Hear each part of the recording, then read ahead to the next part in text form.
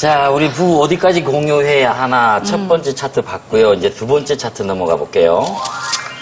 통장 비밀번호만은 절대 사수. 혹시 딴 주머니?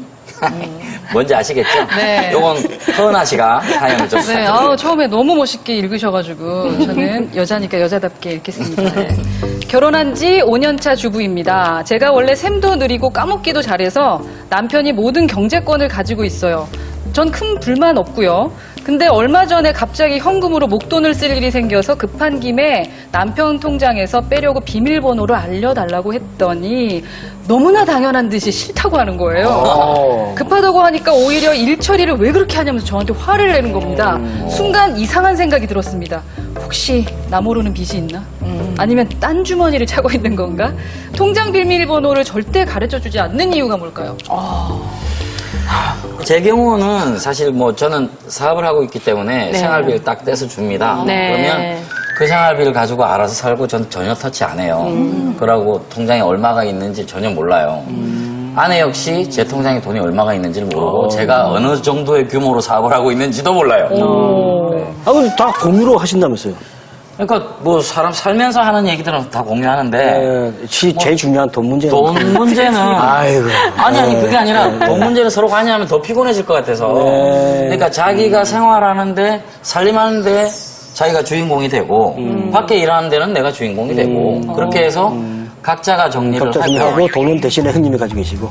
네. 아니 이제 생활비는 거기서 가지고 있다니까요. 저 그 느낌 어떤 느낌인지 알아요. 네. 네. 뭐요? 그죠? 예? 아니, 뭔가 일관성이 없으신 것 없잖아요, 같아요. 그러니까. 실제로 공유하고 자기한테 아닌 유리하고 좋은 거는 자기가 가지고 있고. 그러니까. 어? 네. 나머지는 다 공유하고. 왜 나한테들 이래?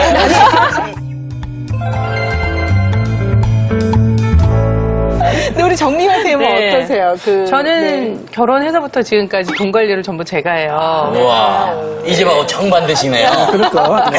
이 집은 남편분이 다 합니다. 다 해요. 외모는 저는, 비슷한데. 네, 용돈 시집. 받았습니다. 아, 그래요? 네. 그게 편하신가요? 네, 근데 또 전 쓰고 싶은 거 다 써요. 네. 그 대신 이제 뭐 카드 결제 이런 건 남편이 다 결제를 해주죠. 그러니까 제가 뭐 1,000원, 10,000원까지 뭘 쓰는지 알죠. 네. 알지만 또 그걸 갖고 터치는 안 하죠. 네. 그러니까 이제 관리를 다 해주죠. 그러니까 네. 저는 그게 이제 바뀌어진 개념인데요. 이게 뭐 저는 어떤 그런 어떤 힘을 위해서 뭐 이제 경제권을 가져야 되겠다 이래서 된 건 아니고 제가 그걸 잘하고 저희 남편이 그걸 못하기 때문이에요. 그러니까 저희 남편이 돈 계산이나 관리나 이런 걸 너무 피곤해하고 자기는 잘 못하니까 그냥 네가 이거는 맡아서 하는 게 우리 집 가정 경제에 있어서 훨씬 더 바람직하다. 이 집도 그래요? 네. 남편분이 훨씬 그러니까. 잘해요. 꼼꼼하고. 네. 바람직한 참 집안이죠. 인상은 차분하고 부드러워 보이면서도 모든 시끄러운 다 지우고 계시고. 아, 그래요? 제가 이 자리에 앉아 있으면서 실속이. 제가 되게 헛똑똑하구나. 왜? 허영만 씨는 어떻게 저희는 해요? 따로 하는데 예전에 저희 신랑이 이제 그 의사들이 되게 헛똑똑해요.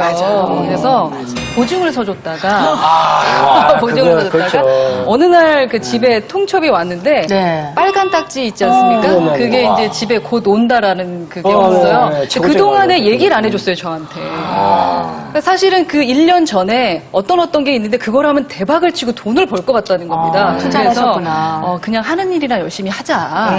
그러면서 다짐을 받았어요. 근데 이 남자가 도장을 찍어준 거예요. 정말 그 빚과 빚을 갚느라 네. 지금은 웃으면서 얘기하지만 그렇죠. 사실 저희 신랑이 한강에 섰었대요. 한강다리 앞에. 근데 이제 애랑 집안이 이제 걱정이 되니까 살아야겠다라고 했다는데 그 다음부터는 돈에 대해서는 정말 투명하게 합니다. 네. 그래서 누군가에게 100만 원, 뭐 10만 원 빌려주는 것도 서로 확인해요. 그 약속을 했어요. 아니면 정말 이혼했죠. 이혼할 뻔했어요, 정말. 그게 돈도 돈이지만 신뢰가 깨지는 게 딱 느껴지니까 그렇죠. 약속을 어긴 겁니다. 맞아요. 그래서 이제 그다음부터는 돈에 대한 얘기는 하고, 물론 이제 작은 것들은 그냥 알아서 뭐 뒤에 혹시 숨길 돈이 있으면 숨기셔라. 네. 단 대신에 걸리지는 마라. 그렇죠. 걸리지는 마라. 그리고 이제 각자 알아서 잘 챙기자. 그렇게 하고 있죠. 우리 근데 정미영 선생님은 네. 지금 이제 관리를 다 하시는데 네네. 투명하세요? 아니면 비자금도 좀 이렇게 있으세요? 저는 뭐 전부 다 제 거여서요. 아, 그게 필요 없어요. 정말 진짜 실세시네, 실세. 네. 비자금 얘기가 나와서 그런데 비자금은 그러면 그 개인 돈이에요? 부부 공동의 명의 비자금은 어떻게 돈이에요? 말하면 개인 돈이죠. 개인 돈으로 봐야 돼요? 개인 돈으로 봐야죠. 법적으로 봤을 때. 그렇게 생각해야죠. 그리고 또 보통 비자금이 네. 결혼 이후에 만들어진 것도 있지만 결혼 이전에 가지고 있는 재산도 있어요. 그래서 네네. 불려가지고 그냥 본인 돈이죠. 그건. 그럼 꼭꼭 숨겨놔야 되는 거죠? 들키면 안 되죠. 들키면은 남편께 되나요? 아닙니다. 그런데 기분 나빠할 거 아닙니까? 아, 남편이. 그렇죠. 그리고 부인이 비자금이 있다. 그러면 네. 남편분은 굉장히 이렇게 힘이 들어가고, 그죠? 네. 소주 한 잔 먹고 한 병 먹고. 그럴 거 아니에요. 네. 그러니까 절대 숨겨야죠. 근데 예를 들어서 비자금을 남편 통장으로 만들었어요. 에헤, 그러시면 안 되지. 남편 이름 통장으로 비자금을 만들면 남편 거 되는 거죠. 그렇죠. 명의가 명의 실물이죠. 엄마야. 그렇게 하신 거예요? 아니요, 그거 그렇지. 아니에요. 다 보일 거라니까, 자기가 하는데. 진짜 부럽다. 이게 돈이라는 게 이게 남자들은 그런 게 좀 있어요. 돈은 힘이에요. 요즘 세상에서는. 그래서 나갈 때 그런 말 하잖아요. 지갑이 얇으면 맞아. 사람도 안 만납니다. 네. 제 같은 경우에는 전 돈 떨어지면 안 나가요. 그냥 집에 있어요. 그러니까 내가 나가서 쓸 수 있을 때 나가지. 그러기 전에는 안 나가니까. 근데 여자들은 네. 왜 비자금을 만들까요? 여자들은? 저 같은 여자들은? 경우는 네. 우선은 저희가 다 뭐 쿨하게 다 오픈한다고는 하지만 친정집에 뭔가를 좀 도와줄 때, 예, 그럴 때 사실은 다 얘기하기는 뭐 하니까 아마 저희 남편도 똑같을 거예요. 그래서 이제 몰래 해놓고 어머니가 필요하다 그러시면 드리거나, 그리고 또 사실은 남자만 파워가 아니라 여자도 돈이 좀 있어야 그렇죠. 헤어져 이런 얘기로도 할 수 있는 거 아닙니까? 이제 그런 것도 있고. 헤어져라는 얘기를 하라고 뭐 이렇게 돈 싫으면 이런 거 이게 자신감도 아내를 좀 보니까 필요할 것 같아요. 그러니까 노후에 대해서 남편보다 걱정을 많이 해요. 네. 그죠? 예. 남자들은 솔직히 될 때 되겠지 이렇게 사는데 아내분들은 더 10년, 20년 후에 네네. 애를 위해서 그럼요. 그거를 위해서 노후를 위해서 이렇게 저축을 많이 하더라고요. 남자는 갈수록 멋있어질 수 있지만 여자는 갈수록 꾸며줘야 돼요. 네. 그럼 돈이 필요해요. 그러니까 돈을 좀 모아놔야 되고 또 뭐 저희도 사업을 하니까 돈이 필요한 거죠. 정말 그 여성분들을 위해서 사모님을 위해서 돈 좀 쓰셔야 돼요.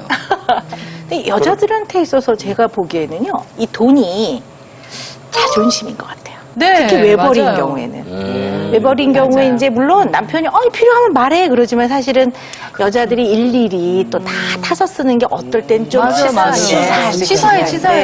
그래서 이게 약간의 자존심. 네. 우리가 얘기하면서 이렇게 이구동성으로 맞아요는 잘 안 나오거든요, 이 자리가. 네. 근데 비자금에 대해서는 다 공감을 하네요. 네. 실제로 일일이 다 얘기하면서 돈을 쓸 수는 없는 것 같아요. 그럼요. 그러니까 남자들도 밖에 나가면 네. 여자들이 이해 못하는 돈을 쓸 때가 있습니다. 특히 뭐 술값 같은 경우는 네. 좀 비싼 술값이 나올 때나 할 때. 근데 대인관계에서 써야 될 때가 있습니다. 그렇죠. 그 타이밍이 있고. 근데 그냥 영수증만 딱 보면 여자 입장에서는 이렇게 큰 돈을 넘어가죠. 그러니까 그렇죠. 그런 거는 몰랐으면 좋겠고. 그래서 맞아요. 이제 예. 제가 여러분들께 여쭤보고 싶은 게, 네. 이 부부 대화 또는 만족도가 몇 점이나 되나? 저는 90점. 90점. 네, 저는 90점. 그래요? 그러니까 진짜 힘든 일을 겪고 나니까 빨간 딱지와 뭐 자살과 이혼까지 가고 보니까 서로밖에 없구나라는 걸 느끼게 되는 것 같아요. 그래서 좀 대화를 좀 많이 하게 되는 것 같고 부부라는 게 이제 17년, 뭐 22년, 27년, 이렇게 20년 정도 가면요. 그 히스토리가 무서워요. 그렇죠. 20년을 해왔던 거를 누구하고 공유할 수 있겠습니까? 그러면서 말씀하신 대로 큰 일을 한번 겪잖아요. 네. 부부 관계가 굉장히 끈끈해지잖아요.